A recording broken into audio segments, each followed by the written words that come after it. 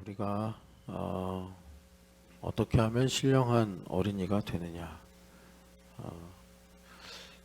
그 질문을 걸고 오늘 말씀을 좀 보려고 하는데, 신령한 아이가 된다는 게 이게 간단한 일이 아닌 것이, 우리가 그 고린도전서 14장에서 본 대로 한편으로는 보면 장성한 사람이 돼야 되고 한편으로는 어린아이 같아야 되기 때문에 이게 간단치가 않습니다.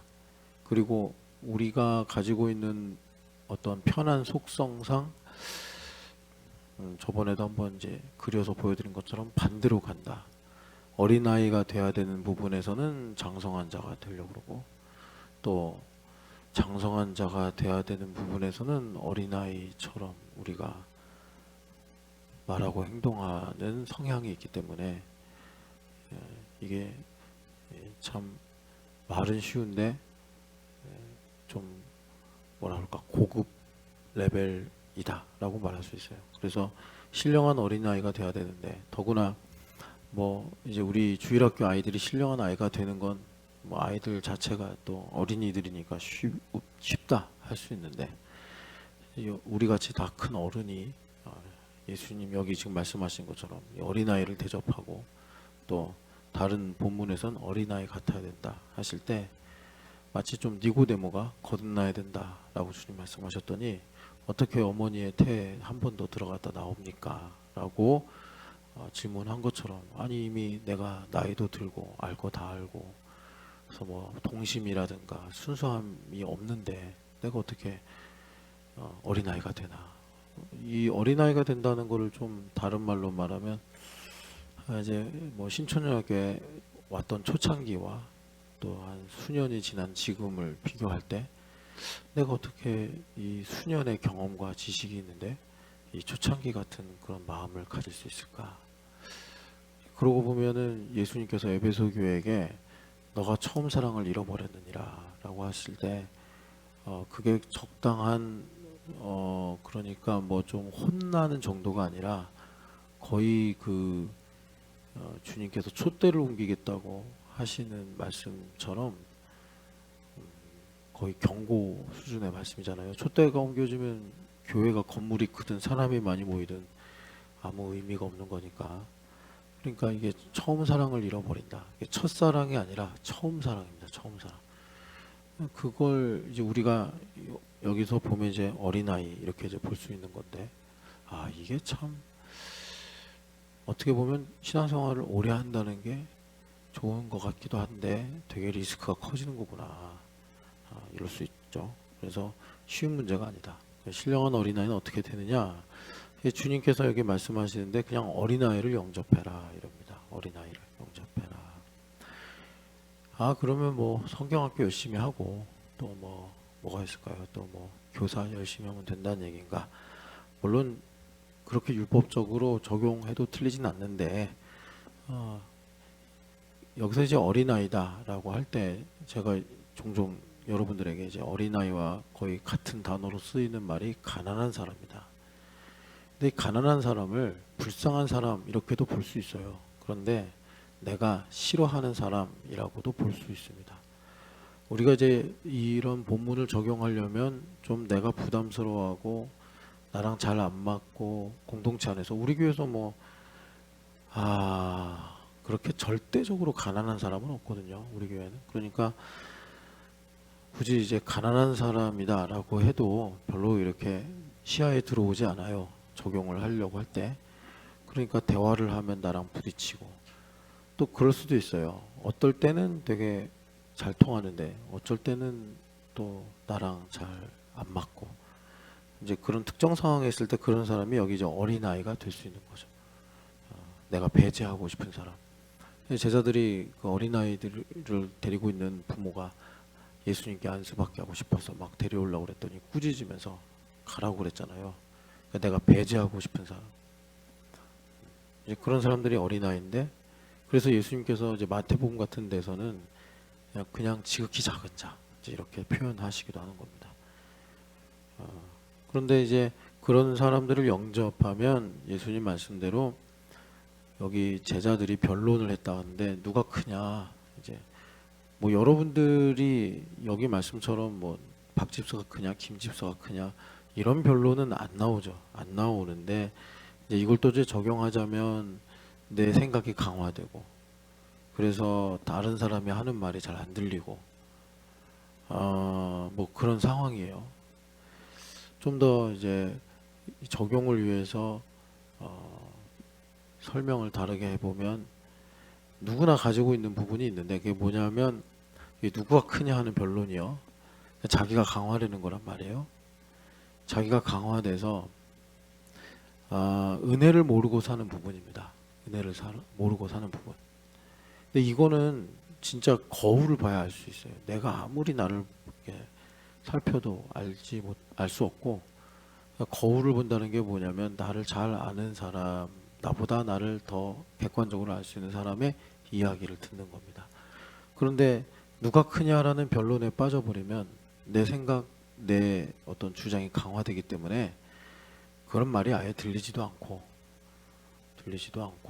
또 그런 말에 관심도 없고, 그렇습니다. 그래서 이제 이런 변론에서 벗어나야 되는데, 그게 이제 어린아이를 영접하는 것이고, 이걸 적용하는 차원에서 바꾸면 주일학교 아이들을 잘 섬겨라 이렇게도 할 수 있지만, 좀 더 이제 깊이 있게 말하면 가난한 사람, 내가 차별하고 싶은 사람, 나한테 별로 도움이 안 되고 나하고 뭔가 이렇게 뭐라 그럴까, 하여튼 그런 미묘한 그런 거 있잖아요.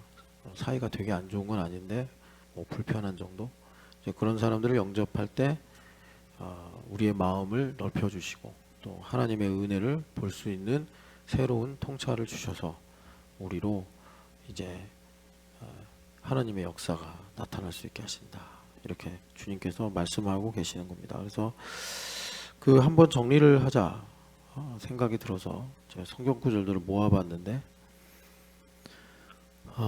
이 성경 구절을 좀 여러분들 잘 보시면 좋겠어요. 그래서 이 말씀이 그 우리가 쭉 봤던 고린도전서 14장 20절 말씀이죠. 그래서 지혜는 장성한 자가 되고 악에는 어린아이가 되라 라고 말씀하셨어요. 이걸 이렇게 반으로 나누면 좀 더 이해가 쉽습니다. 그래서 요거는 이제 요 구절은 마태복음 그 주님께서 제자들에게 하신 말씀이죠. 10장 16절 말씀. 아니다.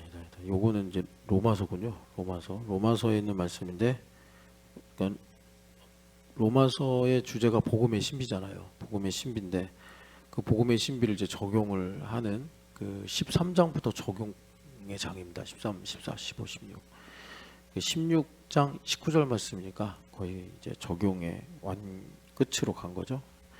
그래서 로마서 16장 19절 말씀이에요. 그래서 선한 데는 지혜롭고, 그래서 이거를 선한 것이라는 게 뭐냐, 뭐 그냥 쉽게 말하면 착한 것 이렇게도 할 수 있는데, 하나님의 뜻이죠. 하나님의 뜻에는 지혜롭고, 그래서 분별하여 잘 알고, 악한 데는 미련하라, 이제 오염되지 말고 순수해라, 이런 말씀이고, 이게 이제 마지막 세 번째 줄이 마태복음 10장에서 제자들에게 하신 말씀인데, 뱀처럼 지혜롭고 비둘기처럼 순결하라, 성령 하나님께 민감해야 된다라고 주님께서 우리에게 이제 말씀하신 것입니다. 그래서 여러분들이 이게 지혜에 관한 요 덩어리 요거를 이렇게 하나로 묶어서 묵상하시고, 또 이 악에 관한 이 한 덩어리 요거를 잘 비교하시면서 묵상하면 좋겠고, 그리고 이제 오늘 여기 그 누가복음 9장 말씀을 어쨌든 여러분들이 이제 묵상하고 들으시면서 적용을 해야 되잖아요. 여러분 그 EJ 아시죠? EJ 우리가 예전에 역사 시간에 배웠을까? 그 중국이 하도 그 사방에 오랑캐들, 그러니까 걔네들의 세계관이죠. 자기들이 그냥 우리나라까지 다 오랑캐라고 말했으니까. 그래서 이제 오랑캐들이 하도 이제 중국 그 황하강 근처 이 평원을 탐내니까 싸우고 뭐 만리장성도 세우고 그래도 끝이 없으니까 어떤 모략을 폈냐면 오랑캐로 오랑캐를 막는다 뭐 이래가지고 이재이다 그랬잖아요. 요거랑 좀 비슷해요. 어린아이로 어린아이를 잡는다 이렇게 보시면 되겠습니다. 신령한 어린아이가 되는 법, 어린아이로 어린아이를 잡는다. 그러면 이 어린아이는 무엇이고 이 어린아이는 무엇인가? 이제 당연히 첫 번째 어린아이는요, 이제 스피리추얼한 어린아이입니다. 신령한 어린아이. 스피리추얼한 어린아이. 그래서 아까도 잠깐 말했지만 이 영적인 어린아이는 뭐냐? 가난한 사람이다. 심령이 가난한 사람이다. 그럼 심령이 가난한 사람을 예수님께서 그 심령이 뭔지를 다르게 말씀하신 것이 겸손과 온유다. 근데 진짜 그런 것이 뭐 겸손과 온유 거의 일주일에 수없이 듣잖아요. 우리 교회 제자도 교회니까. 예수님께서 제자도는 뭐냐? 성경 공부하는 게 아니고 마음이 겸손과 온유한 거다 라고 하는데, 이걸 진짜 맛을 본 거하고 백문으로 듣는 거하고는 완전히 정말 하늘과 땅 차이 이상이죠. 하늘과 땅 차이. 그래서 이 마음이 겸손하고 온유하고 심령이 가난하고 그리고 이제 세속에 오염되지 않은 신령한 어린아이, 스피리추얼 뭐 차일드라고 해야 되나, 하여튼간에 이런 어린아이, 이걸 이제 우리가 적용 뭐냐, 그럼 이렇게 해가지고 내가 어떤 상태가 되는 거냐, 나에게 무엇이 이루어지는 거냐, 은혜를 아는 겁니다. 은혜를 아는 사람. 은혜를 아는 사람. 그러니까 이제 결과적으로는 이것이 우리 인생을 바꿔요. 이것이 우리 인생을 바꿔요. 요거. 은혜를 아냐 모르냐, 이게 내 말을 다르게 하고 이것이 나의 선택을 이제 다르게 바꿉니다. 그래서 여러분 진지하게 오늘 기도하면서 난 은혜를 아는가? 은혜를 아는가? 그럼 여러분 은혜를 아는 게 뭘까요? 은혜를 아는 게 뭘까요? 막 갑자기 뭉클해가지고 막 눈물 흘리는 걸까요? 하나님의 은혜. 이렇게. 은혜를 아는 게 뭘까요? 은혜를 아는 건 여러분 물론 눈물 흘리는 것도 은혜일 수 있죠. 근데 제가 이렇게 보니까 뭐 이제 제가 좀 눈물을 안 좋아한다 이런 말씀도 드렸지만 약간 세상 말로 쉽게 말하면 자뻑으로 우는 사람도 많더라고. 그냥 자기가 자기한테 취해. 너무 나의 인생이 너무 뭐랄까 긍휼히 여겨지거나 아니면 너무 나의 인생이 뭉클해. 뭔가 좀 외롭거나 그래서 흘리는 눈물도 있더라고요. 그래서 별로 은혜를 받으면 사실 사람이 이렇게 이제 달라져야 되는데 더 견고해져요.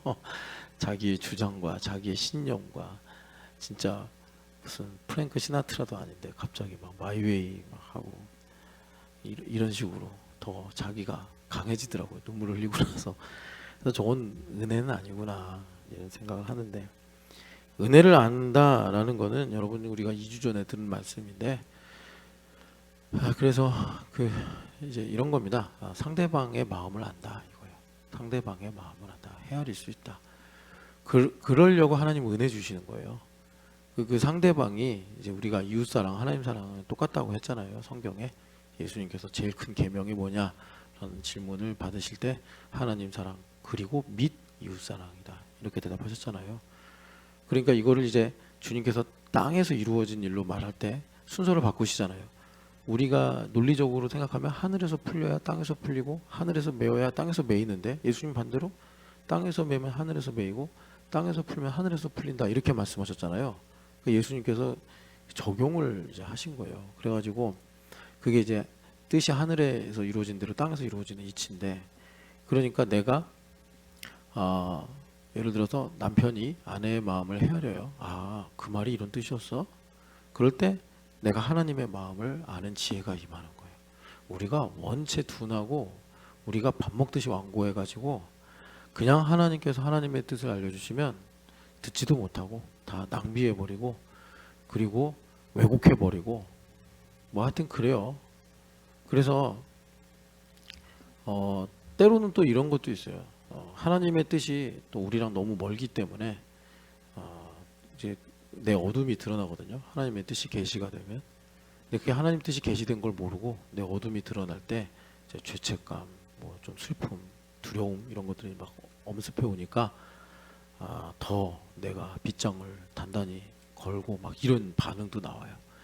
그러니까 하나님께서 이제 우리를 눈높이를 맞추셔서 어떻게 이제 우리 입장에서 순리대로 먼저 내가 가까운 사람과 뭐라 그럴까 마음이 통하게 하시고 내가 은혜를 알면 그게 된다는 거예요. 은혜를 모르면 그냥 이해해 이 정도. 너 왜 그런지 이해해 뭐 요 정도인데 진짜 말 그대로 역지사지가 돼서 입장이 바뀌어져서 주님 그러셨잖아요. 이웃을 사랑하는데 너 몸처럼 사랑해, 너 자신처럼 사랑해 이러셨잖아요. 입장이 바뀌어서 이제 내가 그 사람의 입장이 되니까 뭐 더 이상 이해 이런 게 필요 없는 거예요. 그리고 여러분도 아시겠지만 그렇게 돼버리면 해석이 다 달라져요. 해석이 뭐 조금 괜찮아지는 정도가 아니라 정말 새로운 관점, 새로운 이해 이런 것들이 이제 내 안에서 막 이제 생겨납니다. 그래서 자유하게 되는 거예요. 거기서 마귀가 속절없이 무너지는 거예요. 마귀가 우리를 가난하게 하고 고통스럽게 하려고 했던 그 모든 거짓과 그 모든 이제 뭐라 그럴까 결박 이런 것들이 다 끊어지게 되는 거예요. 내가 달라지니까. 그래서 은혜를 받으면 먼저는 내가 뭐 멀리 있는 사람에 대해서 새롭게 안다 한들 그게 얼마나 나에게 큰 영향을 주겠어요. 그렇게 안 되겠죠. 그러니까 대부분 예수님 말씀대로 내 집안 식구가 원순이라 하신 것처럼 오랫동안 같이 지내고 오랫동안 이제 알고 있는 잘 아는 사람 그 사람에 대한 이제 그러니까 그 사람의 마음을 내가 같이 갖게 되는 거죠. 은혜를 받으면 물론 기도도 하고 찬송도 하지만 그건 다 어제 우리가 방언과 예언을 비교하면서 본 것처럼 내 덕을 세우는 것일 뿐이고 내 유익에 그치는 것이고 그것도 유익은 있죠. 그런데 그것도 좀 맹점이 있는 게 우리가 워낙 소비하는 데 익숙해가지고 금방 또 소비해버립니다. 그러니까 가장 확실한 건 이제 그 이견이 있는 사람이 있단 말이에요. 그 사람 은혜를 받으면 그 사람이 왜 그런 주장을 하고 유다 선생님처럼 그가 나보다 옳구나. 그 말은 뭐예요? 내가 이런 부분이 틀렸구나. 라는 걸 이제 깨닫게 된다는 거예요. 그게 사실은 복음이 나라는 감옥에서 이제 구원하는 그 순간인 것입니다. 내가 틀렸구나. 그런데 복음의 능력이 없으면 내가 틀렸다는 건 지는 거고 실패하는 거고 죽는 거니까 죽어도 나는 못하죠. 다말을 죽여야 내가 사는 거예요. 다말을 죽여야 돼. 그런데 여러분은 객관적으로 다말도 죽을만 하잖아요. 그런데 유다가 그 순간 이제 인생의 전환점이 오는 건데 내가 틀렸구나. 그가 나보다 옳구나. 이제 은혜를 받은 거예요. 무슨 사연이 있는지 모르지만 어쨌든 유다가 그 고백을 하면서 이제 먼 미래까지 보면 유다 지파가 장자 지파가 되는 이제 그런 첫 단추가 끼워졌다라고 볼 수 있는데 그러니까 다시 한번 말씀드리면 은혜를 아는 건 뭐냐? 성경 말씀을 많이 알고 남보다 기도를 많이 하고 뭐 또 스스로 뭔가 하나님 이런 거구나를 아는 것보다 더 근본적으로 상대방의 마음을 인지상정에 의해서 역지사지로 하는 거다. 인지상정이란 말이 왜 나오죠? 내가 싫은 건 그 사람도 싫은 거예요. 내가 힘든 건 그 사람도 힘든 거예요. 다른 말로 말하면 막 자기는 힘들대. 그러면 제가 늘 말씀드리는 게 내가 힘든 것 이상으로 최소한 나만큼은 힘들구나. 그럼 인지상정이면은 나만큼 최소한 그리고 나 이상으로 힘들 테니 미안한 마음이 생겨야 될 거 아니에요. 그런데 그걸 모르면 내가 너보다 더 힘들어. 내가 너보다 더 오라.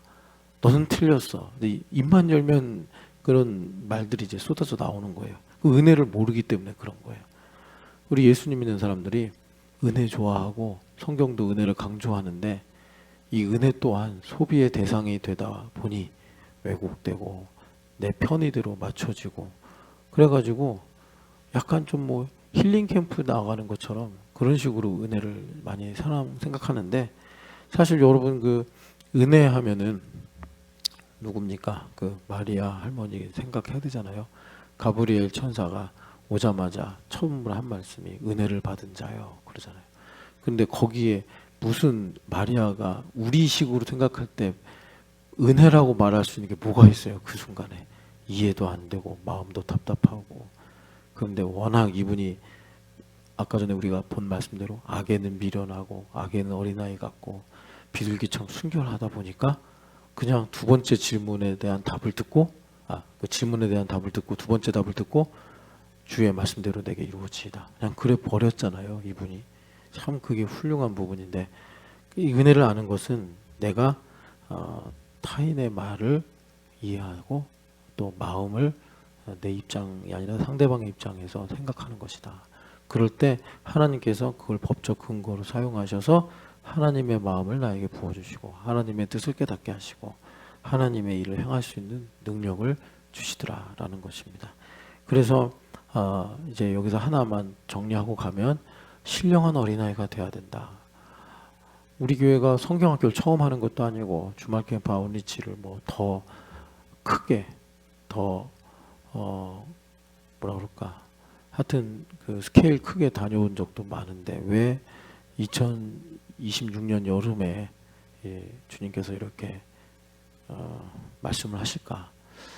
그 신령한 어린아이가 되는 것은 우리가 적용을 하자면 은혜를 아는 것이다. 주님께서 우리에게 말씀하시는데 여기서 좀 한 걸음 더 은혜를 아는 게 뭐냐를 하나 더 성경 구절 가지고 보면 잠언 23장을 보시면 잠언 23장 참 잠언은 저도 늘 아쉬워요.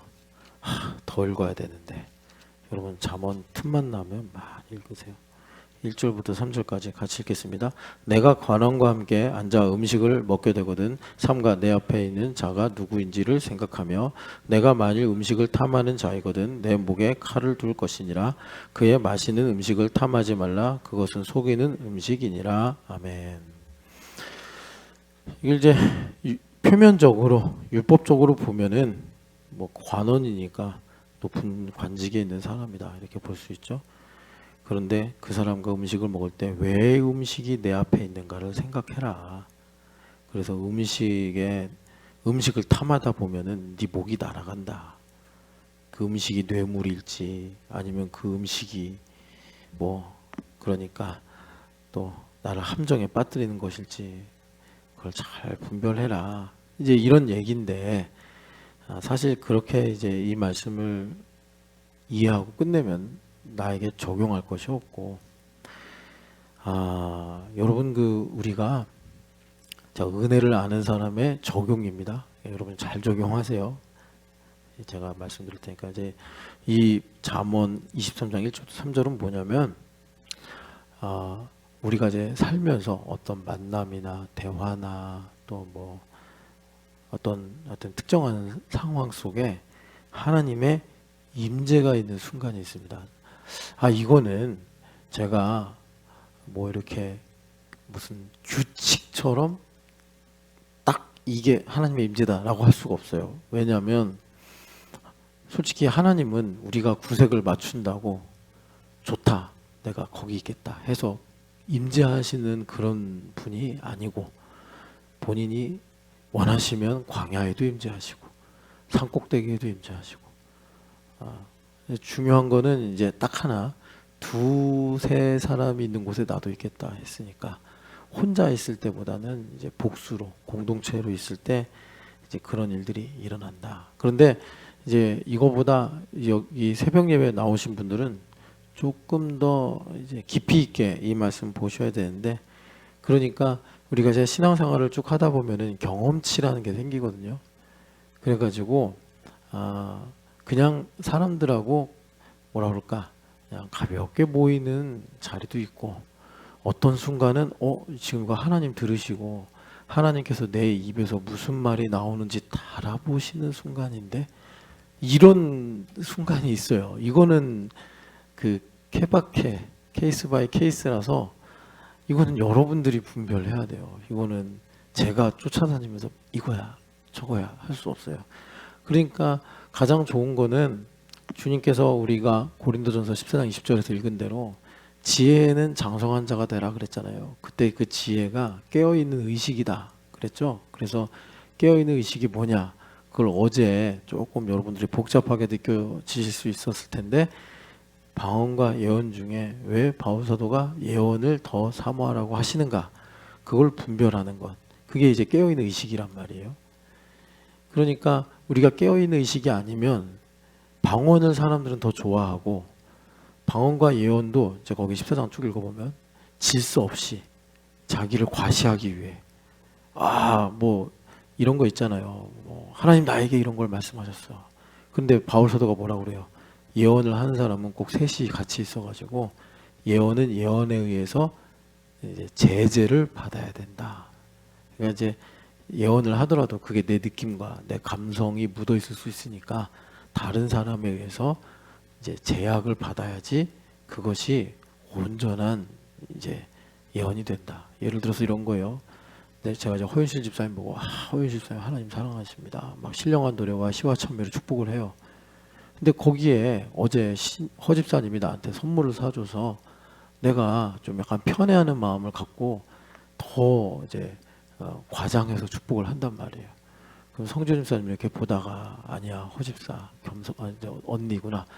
그래도 이제 허 집사님 겸손하셔야 되고 더 하나님 앞에 이렇게 하셔야 됩니다. 이러면서 이제 3명 정도 모여가지고 그렇게 이제 완성해야 된다 말씀하신단 말이에요.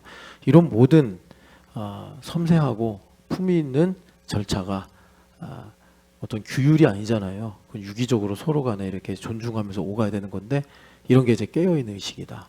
방언도 너 혼자 골방에서 기도하면 얼마든지 해도 되는데, 사람들 있는 데서 나 방언 잘한다고 막 룰랄라 하면서 막 방언으로 찬양하고 그러지 마라. 그거는 아무도 못 알아듣지 않냐. 정하고 싶으면 통변하는 사람을 두고 그렇게 해라. 이렇게 이제 바울 사도가 말씀하시는데, 그런 것들이 의식이 있는 것이다. 그래서 우리가 평소에 정말 아삽처럼 하나님을 가까이 하는 게 복이고 하나님의 임재를 사모하면 이런 순간을 틀림없이 놓치지 않을 수 있다. 그런데 제가 이제 말씀드리는 거예요.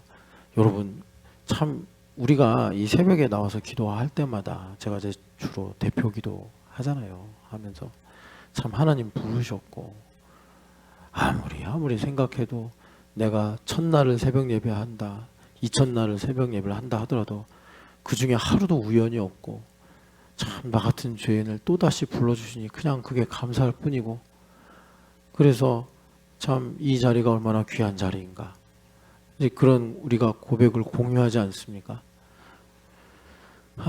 그러면 여러분, 진짜 여러분 이거 좀 잘 들으셔야 되는데, 새벽 예배 나와서는 졸지 마세요. 기도할 때. 그래서 제가 하도 이제 조시는 그냥 대놓고 자니까 뭐 어떻게 하겠어요. 근데 그냥 짧게 기도하고 너무 피곤한 것 같으니까 그냥 집에 가서 주무시라 그래요. 제가 자는 게 싫어서가 아니라 그게 관성이 돼요. 관성이 되면 나중에 사실 여러분들이 존다고 누가 뭐라고 해요. 우리 교회 성도들이 잔다고 뭐라고 안 하잖아요. 그냥 자는구나 하고 넘어가잖아. 근데 이제 가까이 있는 사람은 뭐라고 한단 말이에요. 만약에 강성모 목사님이 졸아, 그러면 이 누가 얘기하겠어요? 주 집사님이 얘기하겠어요? 정은정 집사님이 얘기하겠어요? 임 집사님이 얘기하죠. 여보 왜 이렇게 자? 이렇게 얘기하지. 정은정 집사님이 괜히 뭐 강지 오빠 왜 이렇게 자요? 그러면 얘기 안 하죠. 이제 임지영 집사님이 가장 사랑하니까 여보 왜 이렇게 자요? 얘기하면 두 가지 중에 하나예요. 관성이 돼버리면 보록 화를 보록 화를 내고, 이제 두 번째는 안 잤어? 안 잤어? 둘 중에 하나예요. 관성이 되면 자기 진짜 안 잤다고 생각하는 거예요. 그래서 그렇게 되면은 이제 매밖에 안 남은 거예요. 그냥 계속 졸다가 이 존만큼의 수업료 내고, 그리고 졸면 안 되는구나. 그럼 뭐예요? 130년 험악한 세월 다 지나갔는데. 그러니까 이 새벽에 참 복되고 귀한 자리 나오셨는데 졸지 말고 기도해라, 이런 말씀을 드리는 거고, 그렇게 우리가 이제 하나님의 임재를 사모하다 보면 지금 이 순간 하나님께서 내 입에서 뭐가 나오는지를 주목하고 계시는구나. 그런데 여러분 그거 아셔야 됩니다. 그런 순간 마귀도 내 입에서 뭐가 나오는지를 주목하고 있어요. 그래서 내 입에서 뭐가 나오는지는 내 자유의지잖아요. 거기서 아하고 어하고 다른데 아가 진리고 어가 거짓이라고 합시다. 이렇게 말하면 이제 참 힘들어지는 거예요, 인생이. 그래서 지금 여기 잠언 23장 1절부터 3절은 뭐냐면 하나님의 임재 가운데 참 지금 이 순간 내가 무엇이라고 말하는지가 뭐 어떤 사안에선 10년을 결정할 수 있고 어떤 사안에선 지금까지 지나온 모든 것을 갈무리하는 순간인데 그때 내가 어떤 말을 해야 될 것인가. 가장 좋은 건 성령 하나님께서 내 속에서 말씀하시는 대로 내가 말을 하는 거겠죠. 그러려면 우리가 주일부터 들은 말씀대로 지혜에는 장성한 자가 되고 악에는 미련한 자가 되라. 이렇게 주님께서 우리에게 말씀하시는 거예요. 그게 은혜를 아는 사람입니다. 은혜를 아는 사람. 은혜를 아는 사람. 그 은혜를 모르면 이거 진짜 아무리 얘기해줘도 무슨 소린지 잘 와닿지가 않아요. 그래서 은혜를 아는 게 뭐냐? 자, 이제 우리가 좀 더 진도를 나가 봅시다. 은혜를 아는 건 이 말씀 사랑이에요. 사랑. 당연히 이제 하나님의 사랑이겠죠. 사랑. 우리가 그냥 내가 좋아서 사랑하는 거 말고 하늘에서 하나님의 사랑이 쫙 부어져 가지고 나를 통해서 흘러나가는 거예요. 그래서요, 여러분 아까도 그 은혜 얘기잖아요.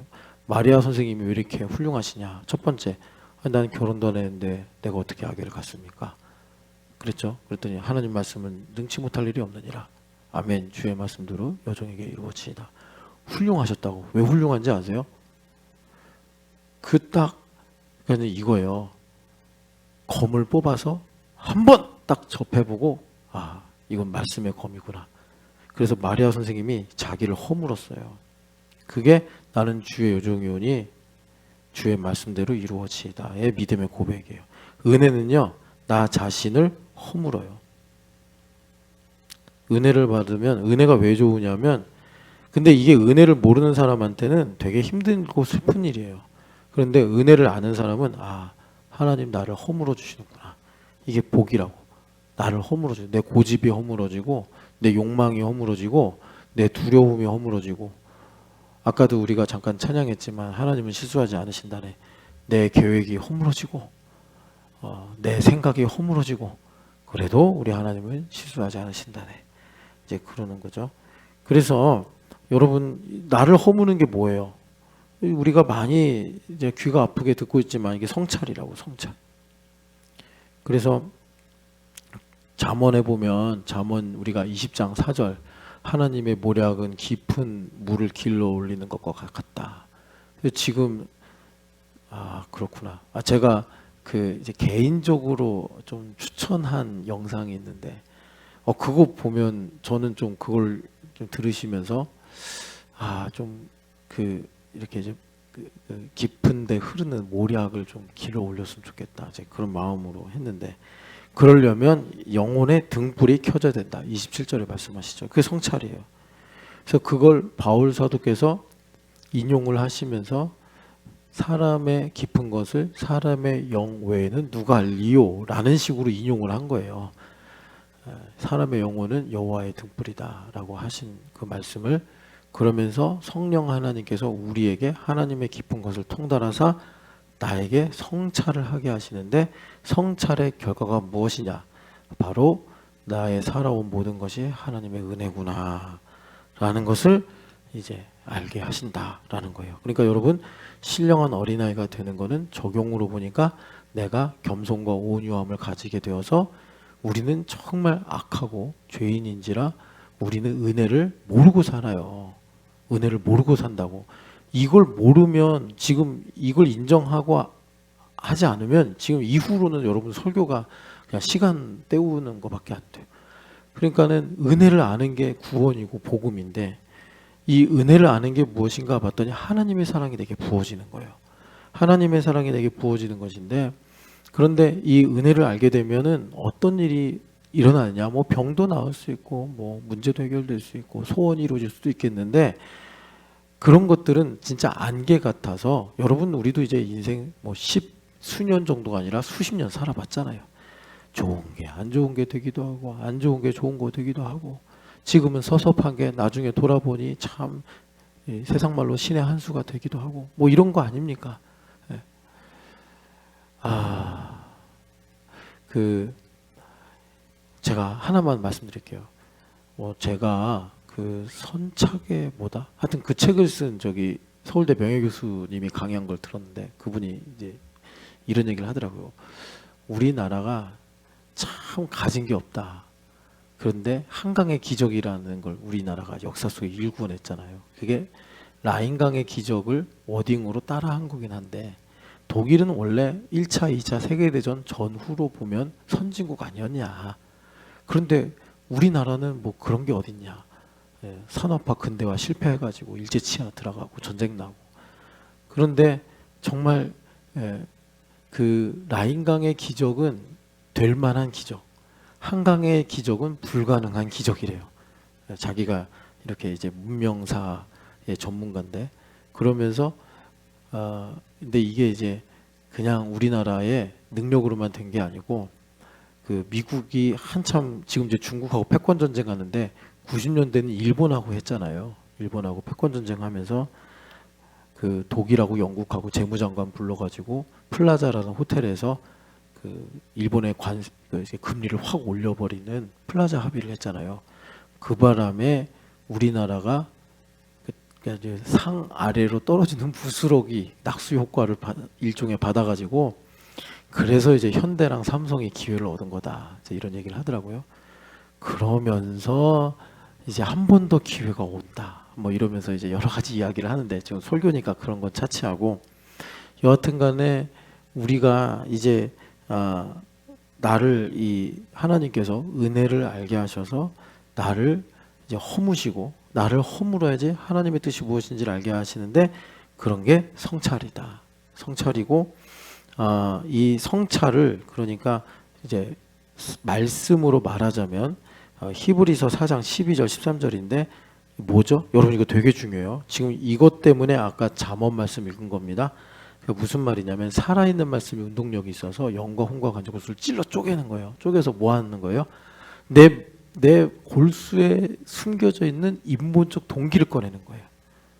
그러니까 이 인본적 동기가 제거돼야지, 그러니까 나 중심이겠죠. 이게 제거돼야지 하나님께서 나를 통하여 일을 하셔서 말하자면 지경이 넓어지고 하나님의 나라가 나의 삶 가운데 구체적으로 임하는 거예요. 자, 아까 잠언 23장 기억하시죠? 은혜를 받은 사람은 음식이 아니라 이 음식을 대접하는 관원의 의도가 뭔가를 알아서 그 앞에서 아로 발음해야 될지 어로 발음해야 될지를 이 종이 한 장 차이로 구별한단 말이에요. 은혜를 아는 사람은. 그래서 기회를 붙잡거나 위기를 모면한단 말이에요. 자, 살아있는 말씀이 역사할 때 내 마음에 정말 이 뿌리 깊은, 나를 그동안 괴롭혀오고 나를 그동안 가난하게 만들고 나를 그동안 그렇게 막 힘들게 했던 그 자기중심이란 악을 주님께서 말씀으로 쪼개서 찔러 쪼개서 이제 뽑아내시는데, 그럼 이제 중요한 건 뭐냐면, 살아있는 말씀이 역사할 때가 언제냐. 이게 이제 중요하잖아요. 말씀이 살아있어가지고 운동력이 있어서 영과 혼과 관저골수를 찔러 쪼개고 들어가가지고, 뭐 여러 상황이 있겠죠. 하나님은 자유로우신 분이니까, 설교 중에도 개인의 묵상에도. 그런데 이제 그런 것들은 기기도 하고 아니기도 하니까, 그럴 때도 있고 아닐 때도 있고 하니까, 하나님 뭐 또 타이밍 자기 주권적으로 하시니까. 그래서 제가 여러분들한테 드리려고 하는 말씀이 뭐냐면, 여러분들이 삶의 문제를 가지고 저한테 오거나 제가 여러분들을 콜링해서 만나서 이야기할 때가, 사실 우리 교회에서는 말씀이 리빙 워드가 돼서 영과 혼과 관저골수를 찔러 쪼갤 때예요. 제가 이거 여러분들한테 오픈북 시험 문제를 내는 선생님처럼 제가 답을 가르쳐주고 문제를 내는 거예요. 그러니까 무슨 말이냐, 그럴 때 꼭 허벅지 긁는 인간이 있어요. 등이 가려운데. 그러니까 그때 우리가 뭘 집중해야 되겠어요?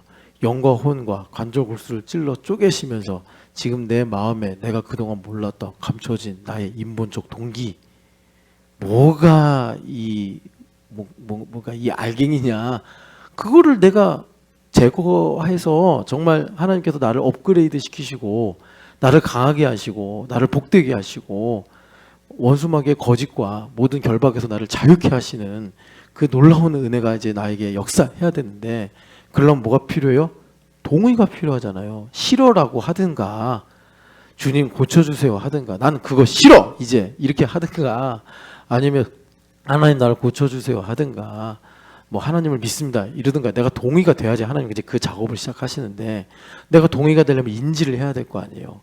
그럼 내가 그걸 이제 발견하고 아멘 이렇게 해야 되는데, 그때 허벅지강되니까 자기 감성에 취하고 자기 논리에 끌려가고, 그래서 자기만 몰라요. 목사도 알고 천사도 알고 주님도 알고 마귀새끼도 아는데 자기만 몰라. 지금 이 과목의 주제가 뭔지 지금 동명사 구문을 지금 문법으로 설명하고 있는데, 품사에게 안 주고 앉아있고 점심시간에 반찬이 뭐냐고 묻고 있고, 어제 내가 공부한 게 뭐라고 그런 얘기하고 앉아있어요. 지금 동명사가 어떻게 쓰이냐, 형용적으로 쓰이냐, 명사로 쓰이느냐, 분사로 쓰이느냐, 지금 그 얘기하고 앉아있는데 딴소리하고 있다니까. 그럼 어떡하겠어요. 다음 기회 이렇게 되는 거, 다음 기회. 그래서 여러분 지금 제가 이거 거의 오픈북 같은 느낌이다. 그러니까 주님께서 관원처럼 우리 앞에 앉아 계신다고. 그래서 지금 주님께서 말하자면 이렇게 이제 저하고 뭐 제자도 시간이든 말씀 나누는 시간이든 상담 시간이든 그런 걸로 해놓고서 지금 아냐 어냐 주님께 논하고 계시는데, 아가 답이라고 합시다. 계속 이러고 있는. 근데 그거 어떡해요. 제가 강제로 못한다니까요. 그럼 본인이 진짜 소를 끌고 물가까지 갔어. 야 이제 물 마셔. 그래가지고 고개만 숙이고 해가지고 이제 물을 마시면 되는데 이 고집센 소가, 주님께서 가끔 이스라엘 백성들에게 종종 이렇게 말씀하죠. 목이 곧은 백성아. 그게 소 얘기거든요. 소가 목에 힘을 이렇게 막 주고 있는 거야. 야 물 마셔. 그럼 고개를 이렇게 부드럽게 이렇게 돌리면서 부드럽게 해가지고 물을 이렇게 마시면 되는데, 목에 힘을 빡 주고, 이 물이 동물인지 어떻게 알아요? 이러면서 힘을 주고 있어요. 힘을 주고 있어. 여러분 있잖아요. 영과 혼과 관절구슬 찔러 쪼개시는데 주님도 빌드업을 되게 섬세하게 하십니다. 타이밍 맞아야 되죠. 다치면 안 되죠. 아니 영과 혼을 찔러 쪼개는데 잘못 쪼개면 근육도 파열되고 장기도 손상될 수 있잖아요. 그러니까 주님께서 싹 해가지고 딱 지금 그거 찍어야 되는데, 그냥 또 저러네. 그러니까 제 속으로 독백이에요. 이제 주님께서 극본을 쓰시면 괄호 또 저러네. 그런데 어떡하겠어요. 뭘 더 말할 수 없지. 그러니까 그냥 회개해야지. 전 또 가서 회개해야지. 무능한 종이 또 주님 목적을 못 달성했습니다. 이런 식으로. 그래서 자 이렇게 해서 어떤 일이 일어나는 거냐. 갈라디아서 4장을 보세요. 여러분 진짜 잘 살고 싶으시잖아요. 저도 여러분 잘 살길 바래. 잘 살고 싶은데 왜 잘 살려고 안 해요? 잘 살려고 해야지. 어떻게 하면 잘 사느냐. 4장 30절 같이 읽어보겠습니다. 그러나 성경이 무엇을 말하느냐. 여종과 그 아들을 내쫓으라. 여종의 아들이 자유 있는 여자의 아들과 더불어 유업을 얻지 못하리라 하느니라. 어떻게 하면 잘 살아요? 여종과 그 아들을 내쫓아야 된대. 여종과 그 아들은 뭐겠어요? 허윤실 집사님의 여종과 그 아들은 뭐겠어요? 허윤실이요. 허윤실 내쫓아야 돼. 제가 그냥 허윤실 집사님 뭐 다 준비됐다고 생각하고 얘기할게요. 허윤실 집사님은 열정의 자매예요. 뜨거워. 얼마나 뜨거운지 제가 딜 뻔했어요. 주중에 애들 여기서 공부하거든요. 그러면 성원이가 이제 공부 열심히 해요. 어제도 가위질로 이렇게 하고 뭐 하는 거야? 그랬더니 좀 기분이 나빴나 봐요. 얼굴 빨개 가지고 있더라고. 그래서 제가 머리 이렇게 턱 쳤어요. 성질 부리지 말라고. 그랬더니 열심히 다시 수학 공부를 하더라고. 1학년, 2학년짜리가 뭘 알겠어요. 그냥 놀고 싶은 거지. 성원이는 노는 거 좋아해요. 책 보는 거 좋아하고 노는 거 좋아하고 자유분방한 아이예요. 그렇게 자유분방하게 놀다가 허윤 집사님도 뭐 했는지 모르겠어요. 자유분방하게 뭘 하고 있었어. 그러다 9시에 이제 왔어요. 성원아, 너 공부한 거 가져와봐. 성원이가 뭘 했겠어요? 갑자기 이제 기호를 올리기 시작하는 거예요. 막 윤실 집사님. 그래서 제가 9시인데 이제 가요, 집에 가. 그랬더니 자기 안 갈 거래. 오늘 여기서 잘 거래. 그러면서 좀 오래전 일인데 막 성원이랑 9시부터 갑자기 급 공부를 시작하는 거예요. 막 성원이 막 불쌍해요. 안 그래도 가느다란 아이인데. 그래서 허윤실의 여종과 그 아들은 누구냐? 그 허윤실의 그 늙어 빠진 열정. 예, 갑자기 우와 하고 일어나서 다 해치우리라 하는 그런 라이프 스타일. 그걸 내쫓아야 돼. 그리고 허윤실 집사님 어떻게 해야 되느냐?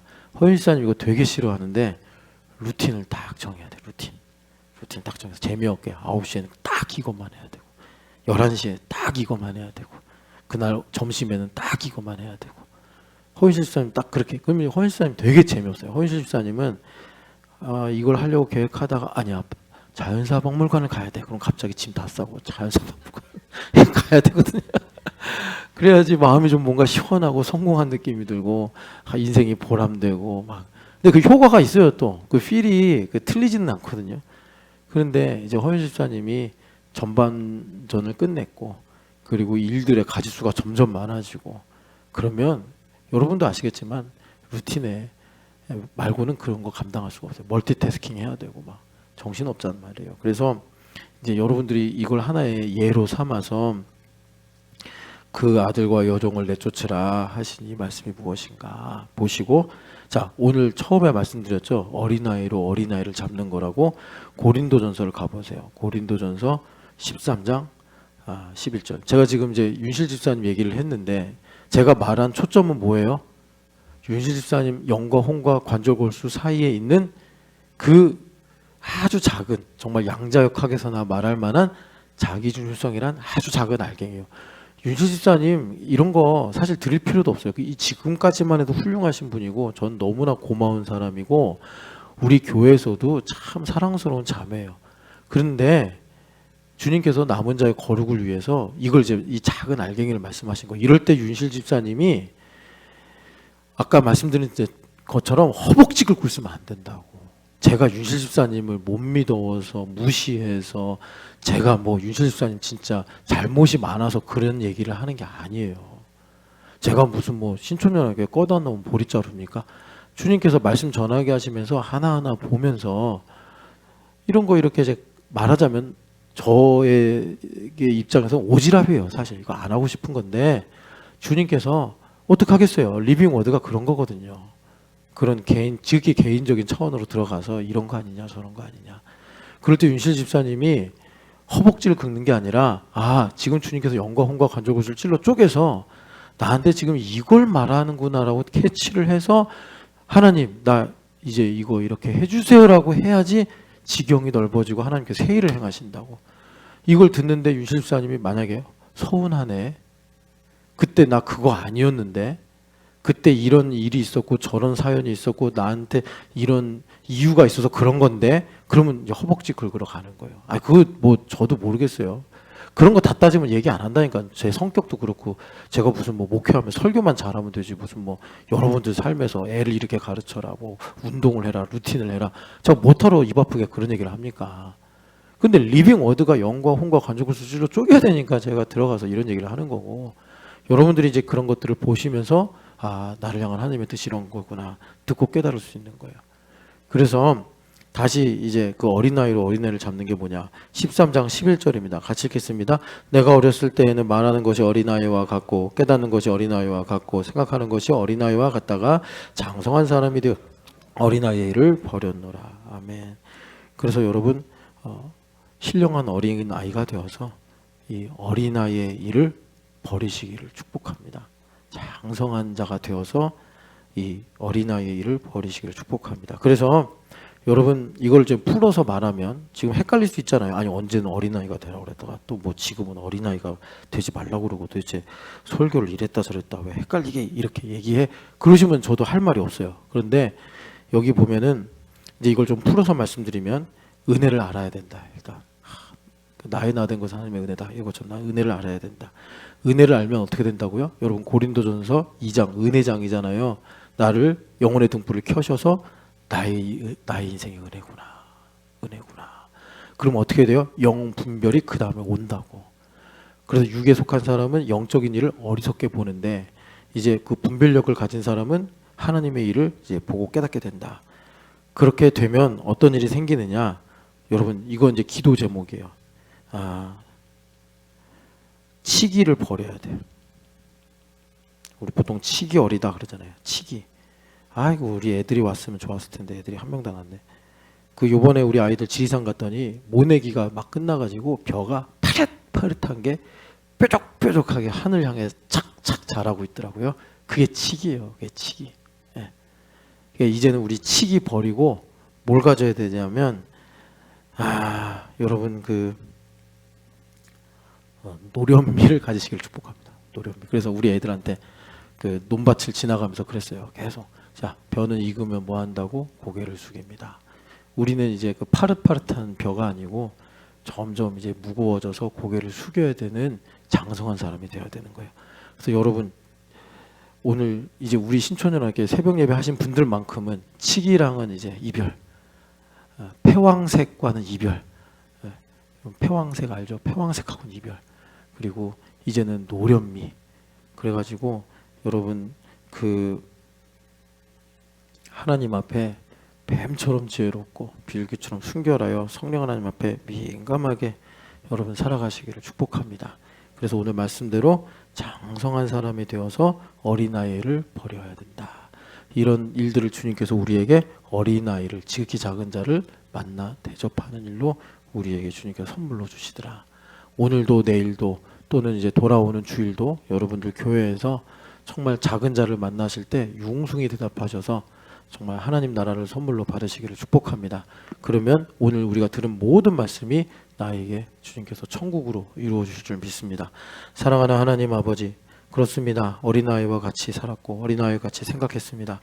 그러나 이제는 버릴 때가 되었다고 하십니다. 장성한 사람이 되어서 하나님 아버지 항상 하나님의 임재 가운데 아가 다르며 어가 다르다는 사실을 분별하게 하여 주시옵시고 하나님 나의 삶을 넓히시기를 원하시고 그래서 하나님 영광 받으시기를 원하시고 나에게 하나님의 사랑을 더 한량없이 부어주기를 원하시는 그 하나님의 은혜의 날개 아래 거하는 우리 신촌연합교회가 되게 하여 주시옵소서. 같은 것이더라도 아가 다르고 어가 다르다는 것을 분별하는 장성한 어른이 되게 하여 주시옵소서. 부활하신 예수님의 이름으로 기도합니다. 아멘.